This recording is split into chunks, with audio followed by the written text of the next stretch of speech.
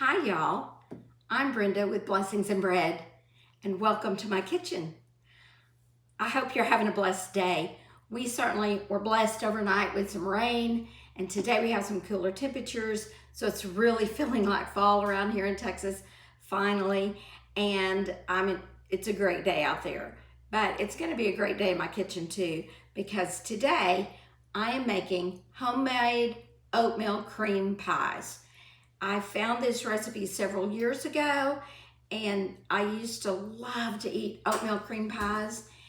And when I found the recipe that I could actually make them at home, I had to try it. And I did, and I was not disappointed. And you won't be either. I will say there are a few extra steps, but this recipe is well worth the effort. I will say I'm making these for the youth tonight. I cannot believe it's already been a month since I did my salted caramel chocolate chip cookie bars. It's been a whole month since I made that video, and if you haven't seen that one, you should go watch that one as well. But I want to say probably I make that one more often because it's easier, but I prefer this to eat these cookies. They're amazing. So let's get started. The first thing we're going to do is we're going to start with some butter. And this recipe calls for 1/2 cup plus 6 tablespoons. And we're going to cream that. You need to make sure your butter is at room temperature. So you have to remember to set your butter out early. I will admit I have been guilty of putting mine in the microwave for a few seconds to soften it when I forget.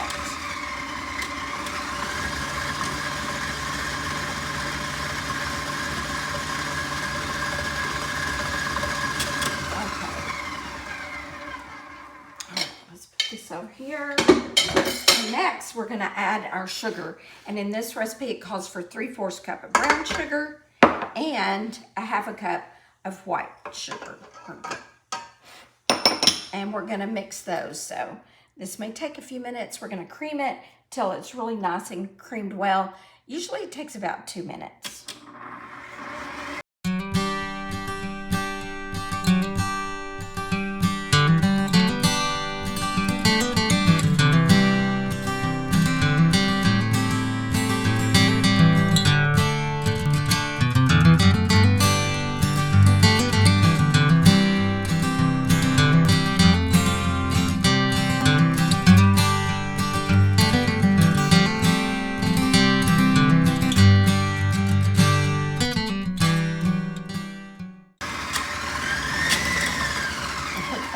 Turned that the wrong way.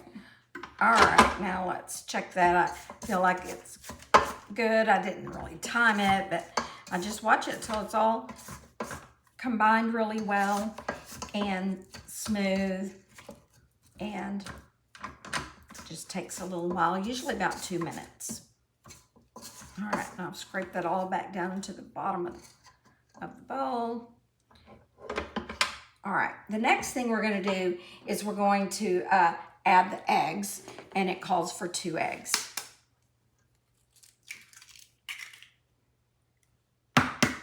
If you don't have a mixer, you can always do this by hand, as I say, but it just takes a little more grunt work or a little more effort. Wash my hands. And now we're just going to mix those in till they're mixed in well.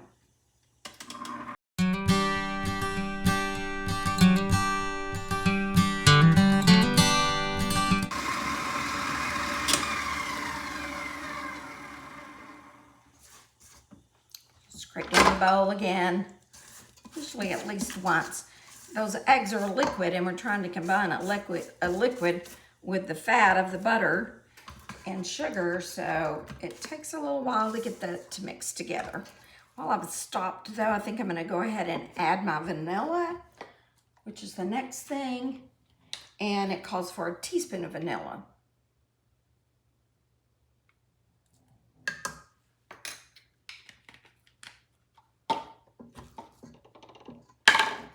All right, here we go again.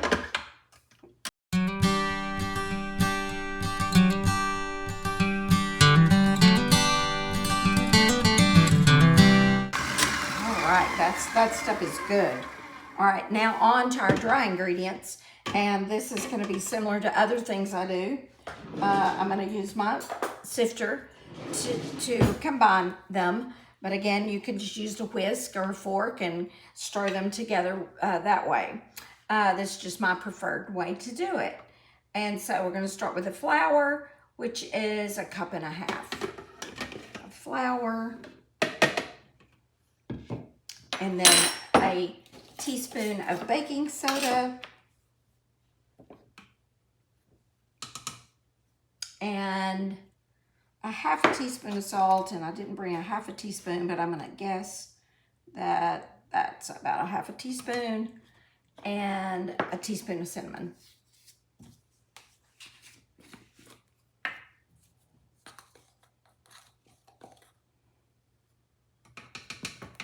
I think I actually prefer these oatmeal cream pies over the bought ones now because cinnamon is the only spice in this. So they're a little not quite as spicy, I don't think, as the ones you buy in the store.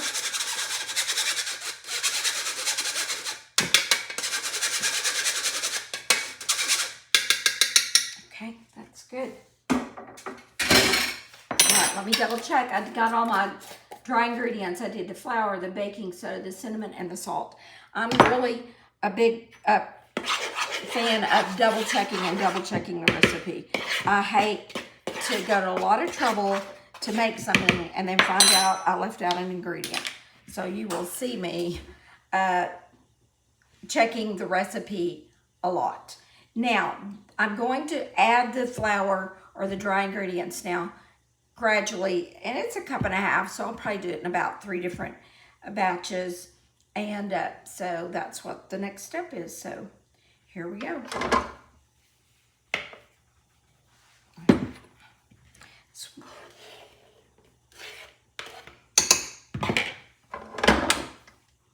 Better turn it on slow or you'll have flour everywhere. Once it kind of mixes in, then I can speed it up a little bit.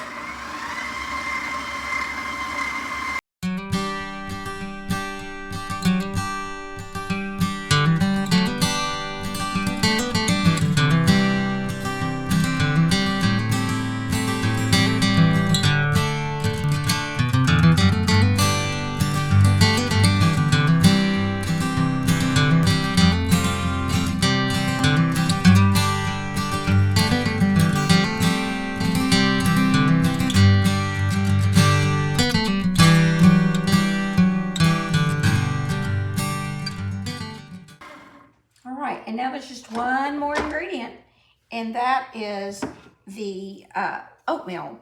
And I'm using the 1-minute oatmeal. It's a little softer, and I think it'll help out with the cookies since we're gonna be making cookie sandwiches. So I'm just gonna add the oatmeal. I think I can probably add this all at once. Ooh, I'm making a mess. That's typical. Very typical for me to make a mess. We won't put this in there. I washed my cabinet, but you never know. And just mix these.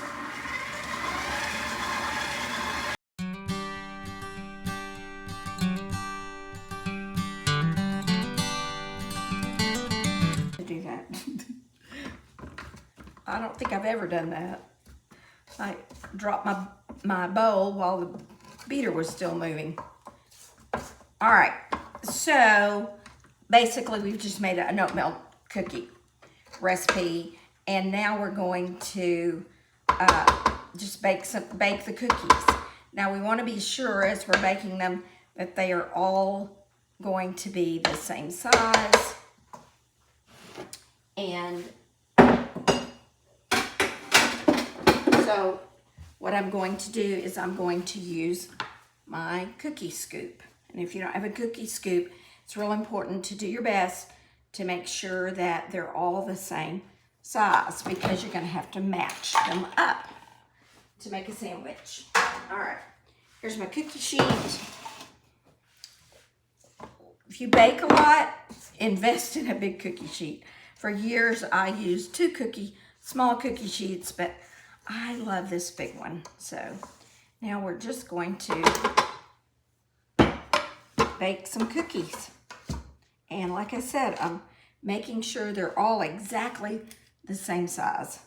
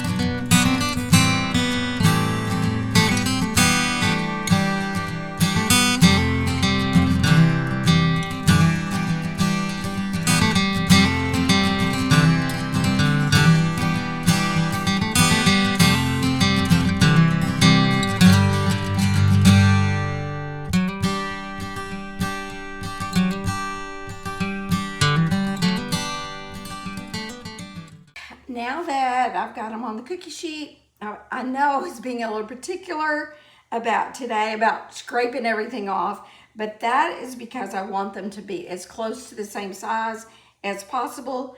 And now I'm going to put these in the oven at 350 degrees, and we're going to bake them for 8 to 10 minutes. I'll check them after 8.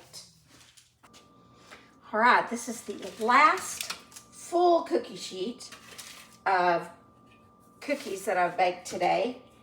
These have been sitting on here for 1 minute to rest before I took them off.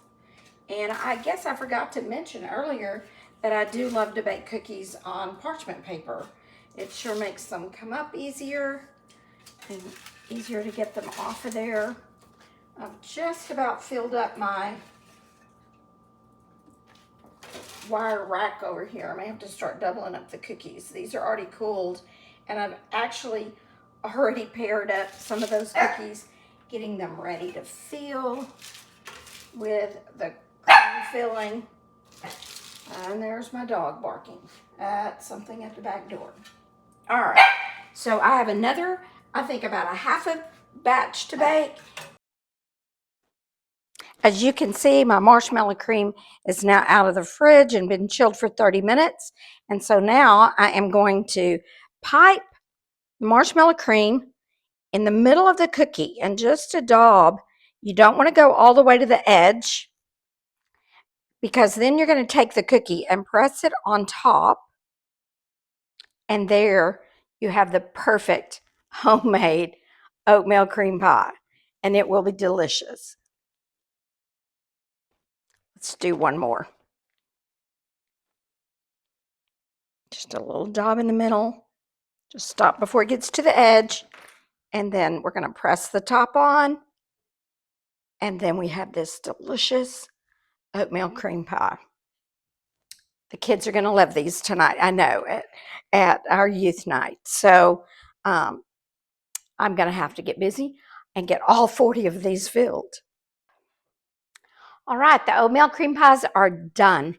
They look delicious, and Rod's not here to be my taste tester. He's over at the church getting ready for his Wednesday night class, so I'm going to be today's taste tester, and I've been waiting to eat these all day.